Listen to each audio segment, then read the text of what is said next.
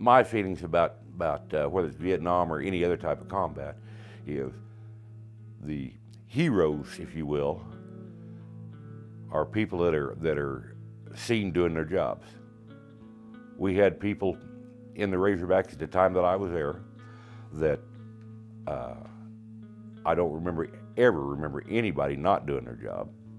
The way things turned out in Vietnam does not make me happy. I think we left the people of Vietnam down. You know, you go through combat experience and traveling to different parts of the world. It broadens your whole horizons. It really does. And the only thing that bothers me about my military experience, the Vietnam thing, and when I listen to somebody say, well, that's the war that we lost, and we didn't lose that war. I know the Razorbacks never lost a battle, and the troops, the American soldiers, did not lose that war. After I got back and how the war ended and all of that, it was quite a letdown. I really didn't like how the war went.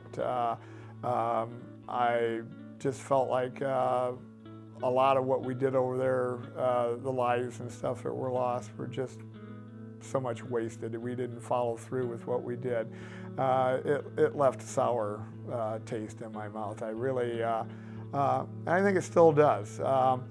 Another thing that really bothered me about it was how we were treated when we came home, you know. I didn't expect a band or anything like that, but by the same token, I didn't expect to be protested and spit at and that kind of stuff. We just weren't treated right when it came back. I just didn't like the general public's view of things and just how it ended. It just didn't end right. You look back on yourself as whether or not what you did in the war was right, you know, taking another man's life. But it is war.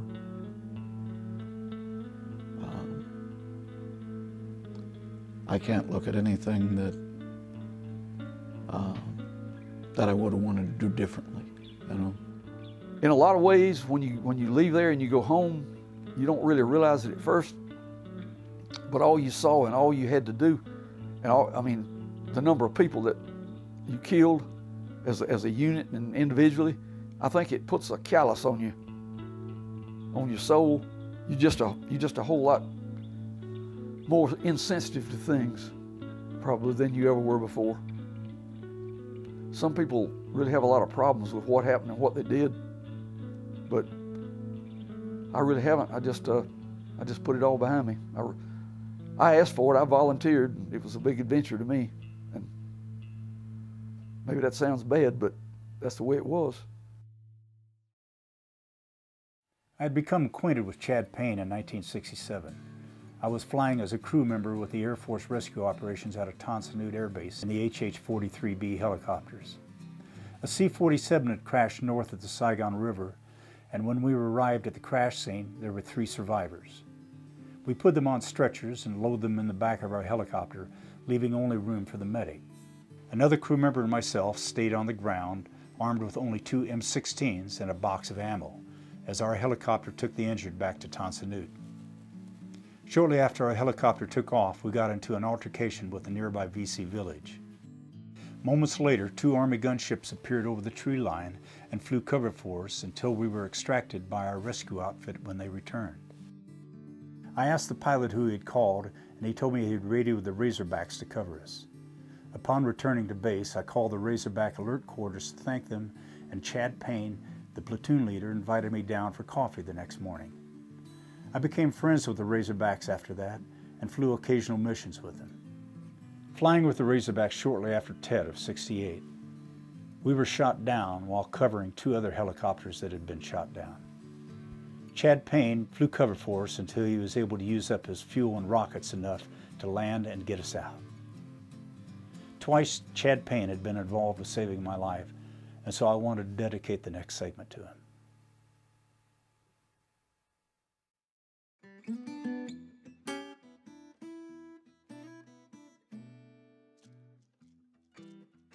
Chad was a unique pilot.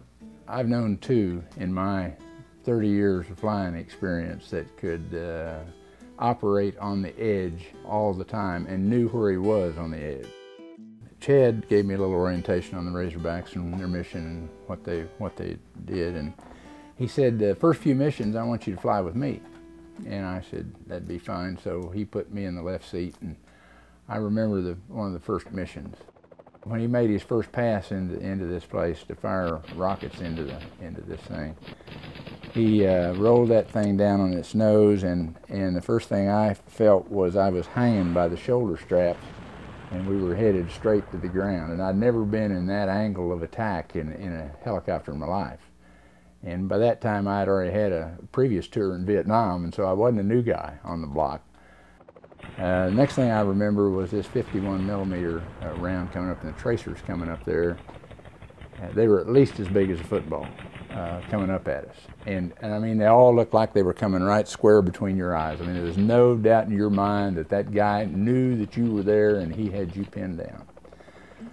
Chad Payne understood Huey gunships, everything about them. I don't personally think there's ever been a better pilot that ever strapped into one. But also, he could scare you to death. That was part of the adrenaline rush. Hueys are not designed to make extremely steep dive angles into the target, but Chad did. And his theory was it was easier to hit the target, and he got up so much airspeed that we'd lose translational lift, and that ship would start shaking. And if you ever heard an old John Deere tractor with that big flywheel, it started making a noise real similar to that, and shuddering and shaking. And Chad would fly so close to the target, but he would break off at the last second. And there's been more than once that I thought he had target fixation and was going to fly us right into the target, a bunker or a building or whatever. And he'd pull it out at the last second with that thing shaking and shuddering. And I'd look over there at the crew chief, and he'd look at me and just shake his head. And all my experiences as a grunt in the infantry and what time I spent in gunships, I've never met a braver man. He never backed off from anything. No matter what the odds were, like during Tet, he's the one that kept everybody focused. I mean, it was really a desperate situation for about 3 days. We were outnumbered. There were probably 4,000 NVA and Viet Cong in all that attacked Tan Son Nhut and Saigon and Cholon. He kept us all focused. He rallied us when he knew we were tired and we had to sleep for 48 hours. He would keep us up, and just his bravery into flying into all this ground fire and flying in so close to make sure he got the target and knocked it out. I mean, he made us more than we ever could have been without him. I like Chad. He had good points and bad points, just like everybody else. He was, I think what most people liked about Chad is he was very aggressive in his combat role. As a gun pilot, he was very aggressive. And so you go out and fly with Chad, you felt like as a fire team leader, you felt like you were doing something. He tried to teach you something new every day. He make you try to expand your mind more than concentrate on what, like you're working on a helicopter. He comes up and says, you know what they call a longhorn? I says, no, sir. A bonehead. Then he tapped me on the head and says, quit being a bonehead. Now, what the hell is that supposed to mean, sir? Just think about it for a while. So you're out there flying around, and what the heck? And then all of a sudden it dawned on you, you did something that you should have known you shouldn't have done. You're being a bonehead. Just things like that. And the other officers pretty much were the same way. And when he left, there just wasn't the cohesiveness of the unit, because he kept that unit together. I mean, he knew how to get the most out of you and still make you feel good. But if you screwed up, he let you know. I mean, right now, and with both feet. And that's respect. And I guess that's the proper term for everything. We respected each other. I've talked to several guys, over the years that said they'd never had that in their unit. The pilots were the pilots, and they thought they were gods, and we were the peons. But in our unit, no, it wasn't that way.